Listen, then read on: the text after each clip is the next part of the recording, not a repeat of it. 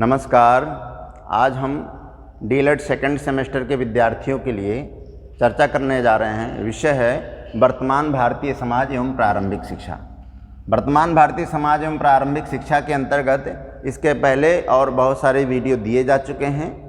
आज आपका विषय है शिक्षा के प्रभावी कारक। शिक्षा के प्रभावी कारक के रूप में बहुत सारे घटक आते हैं, जिसमें आर्थिक कारक आता है, सामाजिक कारक आता है और बहुत सारे ऐसे दशाएं हैं जो आती हैं जो शिक्षा को प्रभावित करती हैं। इसके अंतर्गत आज का हमारा बिंदु रहेगा शिक्षा के प्रभावी कारक के रूप में परिवार। यानी परिवार के क्या कार्य हैं, यानी परिवार शिक्षा को किस प्रकार से प्रभावित करता है, यानी आर्थिक दशाओं में कैसे परिभाषित करता है या सपोर्ट करता है, तो उसकी आज हम चर्चा करने जा रहे हैं। पहला आपका हेडिंग है आर्थिक कार्य। परिवार के अंतर्गत आपका है आर्थिक कार्य।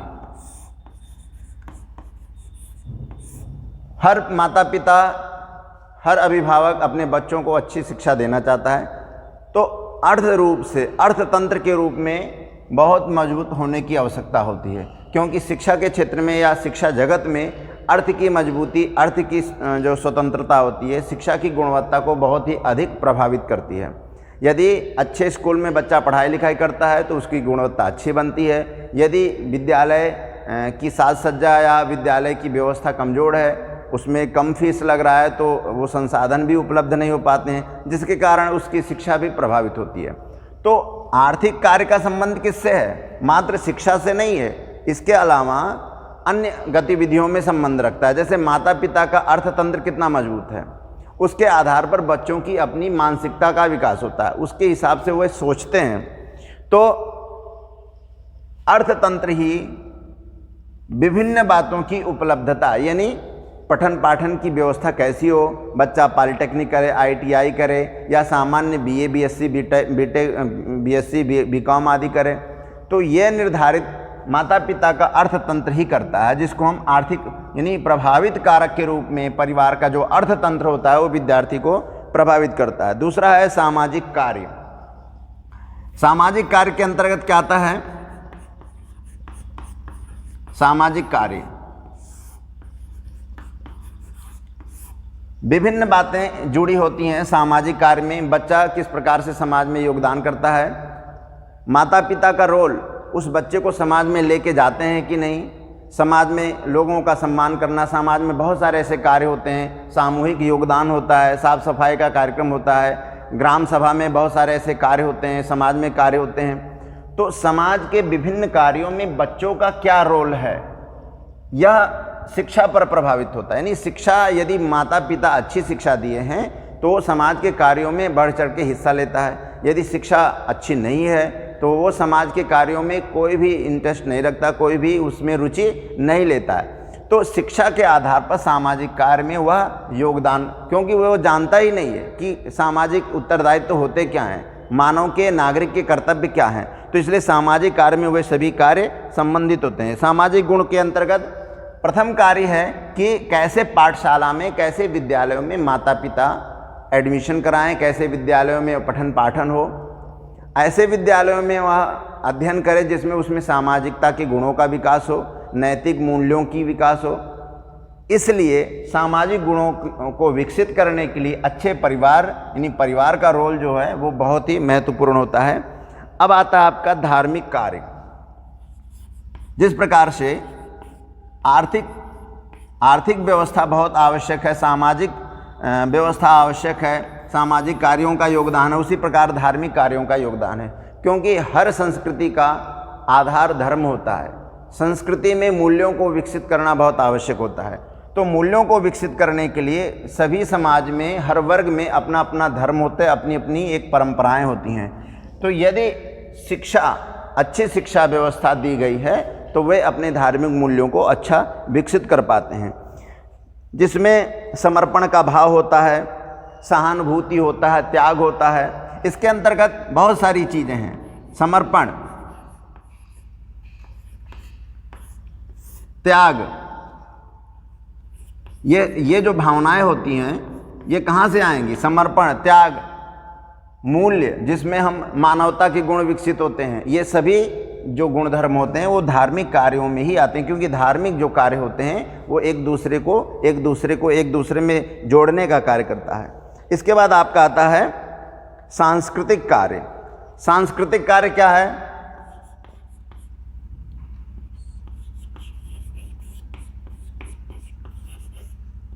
सांस्कृतिक कार्य, हर समाज, हर जाति वर्ग अपने अपने किसी न किसी संस्कृति को लेके जीता है।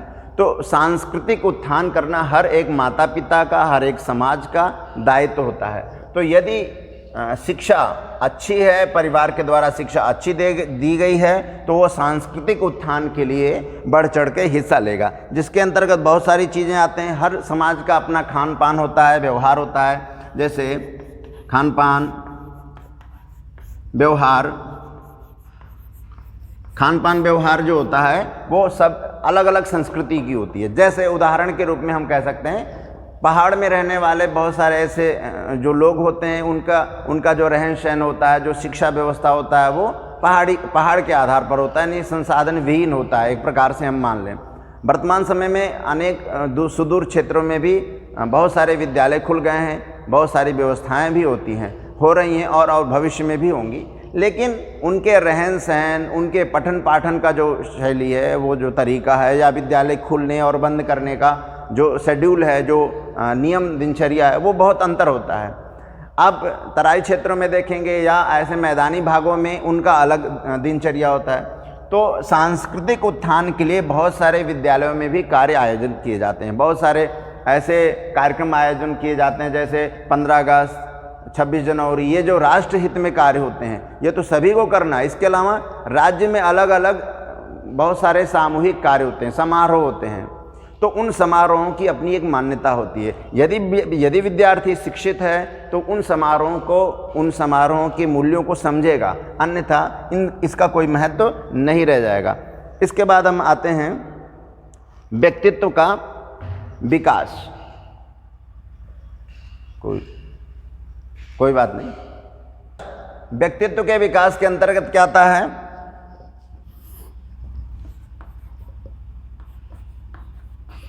व्यक्तित्व का विकास। व्यक्तित्व के विकास के अंतर्गत व्यक्ति के सभी गुणधर्म, रोक दीजिए, सभी गुणधर्म विकसित होते हैं, जिसके अंतर्गत बालक का शारीरिक विकास, मानसिक विकास, शारीरिक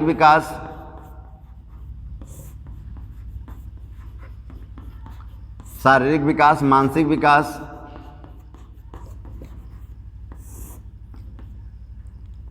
सामाजिक विकास, ये सभी आते हैं व्यक्तित्व के अंतर्गत। सामाजिक विकास, नैतिक चारित्रिक विकास, नैतिक विकास एवं चारित्रिक विकास,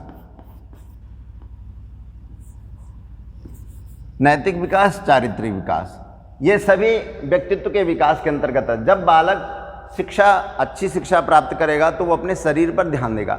अच्छे परिवार के सदस्य अपने बच्चों को, शरीर को स्वस्थ रखने के अनेक उपाय बताते हैं। ब्रह्म समय से उठना, दिनचर्या अच्छी करना, पठन पाठन पे ध्यान, अच्छी आहार श्रृंखला लेना।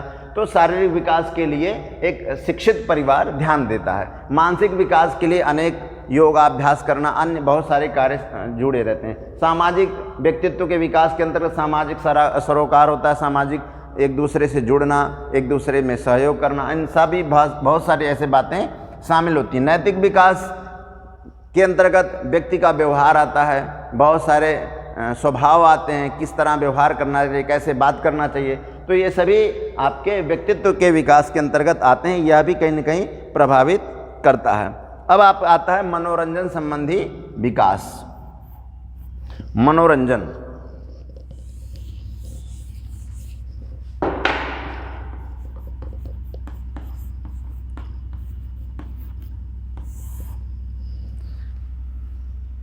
मनोरंजन संबंधी कार्य।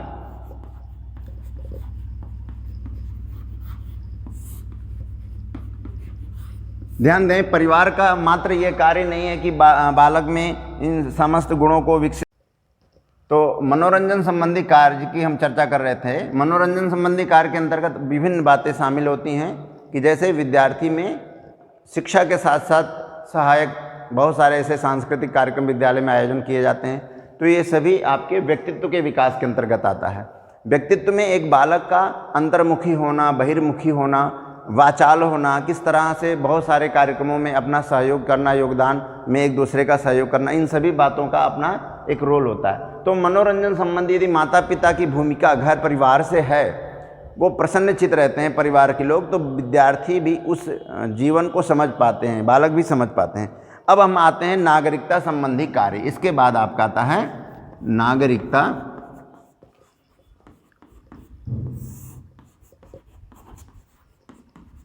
नागरिकता संबंधी कार्य। नागरिक गुण क्या है? जैसे सभी विद्यार्थी, सभी बालक, मानव, जितने भी समाज के जो विभिन्न वर्ग के लोग हैं, सभी अपने अपने कर्तव्यों को समझें, जानें। इसके लिए परिवार का बहुत बड़ा रोल होता है। यदि बालक बचपन से ही अपने दायित्व को समझे, एक दूसरे का सपोर्ट करे, संस्कार को अपने जीवन में उतारे और सभी अपने अपने दायित्व को समझें, तो अवश्य ही नागरिकता के गुण विकसित होंगे। नागरिकता के गुण विकसित और कैसे हो सकते हैं? तो राष्ट्रीय एकता की भावना विकसित होना, यानी विद्यार्थियों में एकता की भावना कैसे विकसित हो सकती है? ये विद्यालय के द्वारा, परिवार के द्वारा और समाज के द्वारा उसे देना चाहिए, प्रदान करना चाहिए, तभी नागरिक गुण विकसित होंगे। इसके अंतर्गत मूल्य आते हैं। कौन से मूल्य? राष्ट्रीय मूल्य। ये जो आपके नागरिकता जो संबंधी विकास होते हैं, वो राष्ट्रीय मूल्य होते हैं जो विकसित होते हैं। जैसे देश के प्रति जज्बा, देश के प्रति हमारे उत्तरदायित्व क्या हैं, समाज के प्रति हमारे उत्तरदायित्व क्या हैं, दया, करुणा, परोपकार आदि ऐसे गुण हैं जो नागरिकता संबंधी कार्य को आगे ले जाती हैं। अपने कर्तव्य को करना, इसके अलावा और भी लोगों को उनके कर्तव्य को बताना कि आपके क्या कर्तव्य होते हैं। इस प्रकार से परिवार के अपने कार्य हैं। अब आते हैं शिक्षा के प्रभावी कारक के रूप में विद्यालय। शिक्षा के, जैसे आपने अभी शिक्षा के प्रभावी कारक के रूप में विभिन्न बातों को देखा, जिसमें बहुत सारी चीज़ें आ रही हैं। तो आप अभी तक देख रहे थे कि शिक्षा के प्रभावी कारक के रूप में विद्यालय था। अब शिक्षा के प्रभावी कारक के रूप में आपका विद्यालय, यानी विद्यालय किस प्रकार से शिक्षा को प्रभावित, यानी विद्यालय से संबंधित जो भी गतिविधियां जुड़ती हैं वो किस प्रकार से प्रभावित होती हैं, एक विद्यार्थी किस प्रकार से प्रभावित होता है, इन सभी बातों की चर्चा हम करेंगे। तो इसमें विद्यालय की क्या भूमिका होती है, यानी विद्यालय की भूमिका। विद्यालय की भूमिका होती है कि विद्यार्थी जब विद्यालय में आता है तो कोरा कागज होता है, कुछ नहीं जानता है, लेकिन विद्यालय में विभिन्न शिक्षकों के माध्यम से, शिक्षिकाओं के माध्यम से वह अनेक विषयों का ज्ञाता हो जाता है, अनेक व्यवहारिक ज्ञान सीखता है। तो ये सभी बातें क्या है? व्यक्तित्व का सर्वांगीण विकास करना। व्यक्तित्व का सर्वांगीण विकास क्या होता है? जिसमें शारीरिक, मानसिक, सामाजिक, नैतिक, चारित्रिक आदि ऐसे बहुत सारे गुणधर्म होते हैं। मूल्यों को विकसित करना, ये सभी आपके व्यक्तित्व के सर्वांगीण विकास में आते हैं। सर्वांगीण शब्द का आशय यह है कि मात्र शिक्षा क्षेत्र में विकसित कर देना विद्यार्थियों को, यह एक दायित्व मात्र नहीं है, अध्यापकों का दायित्व, विद्यालय का दायित्व। विद्यार्थी में ऐसे गुण विकसित करना जिसमें वो समाज में जब जाए, पढ़ लिख करके जाए, तो समाज में समायोजन कर सके, समाज में अपने आप को स्थापित कर से रख सके। इसके लिए उसका सर्वांगीण विकास करना। यदि उसकी रुचि खेल जगत में है तो उसे खेल से संबंधित विभिन्न बातों को बताना। यदि उसकी रुचि किसी कला में है तो कला के क्षेत्र में उसे आगे बढ़ाना। तो एक शिक्षक का दायित्व, एक विद्यालय का दायित्व बन जाता है कि विद्यार्थी की रुचियाँ किस विषय में रुचि उसकी बढ़ रही है, उस रुचि के अनुसार उसमें गुण विकसित करना ही सर्वांगीण विकास होता है। उस विषय के आधार पर उसका अपना एक रोजगार उपलब्ध हो, वह समाज में अपने आप को बता सके, अपना एक स्थान दे सके। यदि ऐसा करता है तो यह विद्यालय का कार्य बहुत ही महत्वपूर्ण होता है। इसलिए व्यक्तित्व का सर्वांगीण विकास करना विद्यार्थी के अंतर्गत, यानी विद्यालय का एक अपना कार्य होता है। इसके बाद हम आगे बढ़ते हैं सामाजिक मूल्यों का विकास। सामाजिक मूल्य क्या होते हैं, इसके पहले हम चर्चा कर रहे थे सामाजिक मूल्य क्या होते हैं? समाज के विभिन्न उत्तरदायित्व को समझना। जैसे एक माता पिता का उत्तरदायित्व होता है कि अपने बच्चे को समाज के विभिन्न गुणधर्म से परिचित कराना, समाज कैसा है, हमें कैसे रहना चाहिए, हमें किन किन बातों की सावधानी रखनी चाहिए, इन सभी बातों से अवगत कराना एक माता पिता का, अभिभावक का दायित्व होता है। विद्यालय में शिक्षकों का दायित्व होता है। उसी प्रकार से सामाजिक मूल्य विकसित कैसे होंगे? तो विद्यार्थी जब विद्यालय में आता है तो उसमें एक विद्यार्थी का सम्मान कैसे होना चाहिए ये अध्यापक बताते हैं। शिक्षकों का सम्मान होना चाहिए, सामाजिक लोगों का सम्मान होना चाहिए, बड़ों का आदर कैसे करना है, इन सभी बातों को बताना। करुणा क्या होता है, दया क्या होता है, परोपकार क्या होता है, इन सभी बातों की चर्चा विद्यालयों में ही होती है। ये सभी बातें सामाजिक मूल्य हैं। तो सामाजिक मूल्यों को विकसित करना एक विद्यालय का कार्य होता है, विद्यालय की भूमिका होती है। तभी एक विद्यार्थी जो कोरा कागज बन के आता है वो एक संपूर्ण व्यक्तित्व वाला, यानी संपूर्ण व्यक्तित्व का धनी विद्यार्थी बन के आगे जाता है। अब हम आगे बढ़ते हैं। इसी सामाजिक मूल्य के अंतर्गत एक बिंदु है जिसको हम कहते हैं उत्तरदायित्व। सामाजिक उत्तरदायित्व का विकास करना। उत्तरदायित्व का आधार यह होता है कि जिस प्रकार से हमारी जो संस्कृति है, हमारी जो विरासत है, जो हमारे पूर्वजों द्वारा दी गई है, उसे हम उसको व्यवस्थित रखें और अपने अगली पीढ़ी को हस्तांतरित करें, ये हमारा दायित्व होता है। उसी प्रकार से सामाजिक उत्तरदायित्व भी होता है। सामाजिक उत्तरदायित्व जैसे हमारे पिता या एक परिवार के जो बूढ़े बुजुर्ग होते हैं वो अपने गुणधर्म को विकसित करते हैं और अपने जो संतति हैं, उनके जो परिवार के लोग हैं, उनमें वह गुण बताते हैं, विकसित करते हैं और अपने गुणधर्म के आधार पर उनमें एक अच्छे गुण विकसित करने का प्रयास करते हैं। तो ये सामाजिक उत्तरदायित्व होता है। जैसे एक सामान्य रूप से चर्चा करें तो जैसे कोई एक बनिया परिवार है तो वो उसका जो बच्चा होता है वो दुकान पर बार बार आना सीख जाता है और आते ही वो जान जाता है कि व्यवसाय क्या होता है और व्यवसाय से संबंधित छोटी मोटी चीज़ों को सीखने लगता है।